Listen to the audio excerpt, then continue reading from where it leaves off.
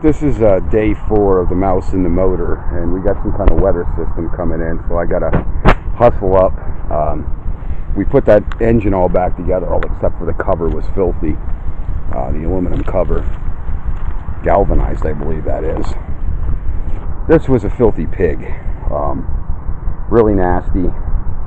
And if you take it to a tractor shop, they're going to bill you out of the box if this thing's all full of gook like this was. And this is the only grease spots. My trucks really don't leak oil. What you see here is actually from my, tractors or whatever. But this thing was so atrocious. It was, nobody would want it to work on it. The small engine shop where I go down to, he even told me, he said, forget it. You know what I mean? So you have to clean it off. A clean tractor is a happy tractor. But if you look at that, it's a job well worth mentioned. It really did get itself all screwed up. It was really nasty. So you got to do something. Now we're going to work on the drive belt. Once the drive belt's in, the engine can go back in, and then you'll hear it run in the next video. I won't make another video. I just wanted to make a point about cleanliness, having the proper tools. A lot of people have a good machine, and I do engine service anywhere.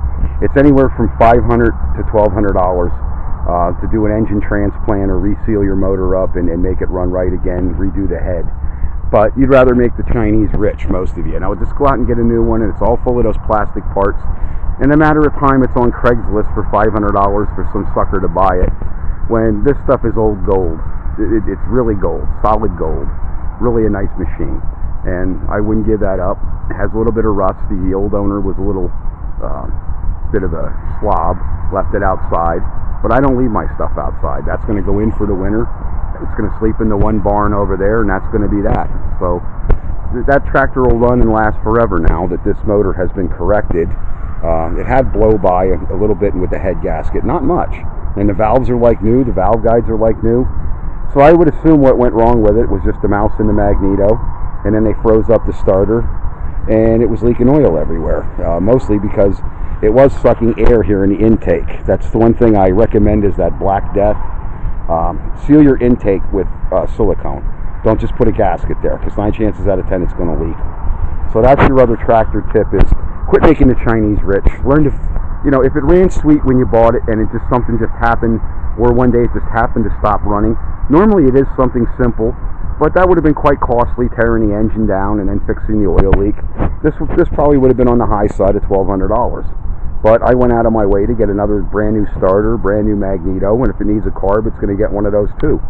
But now it's fixed, and now it's ready to go back together. And that's a happy feeling, knowing that something's going to work, and it's going to work right when you put it back together. So if it ran and then it quit running, something simple was probably wrong. Fix it before it turns into rusty junk and sits there for all your neighbors to look at it. Thanks.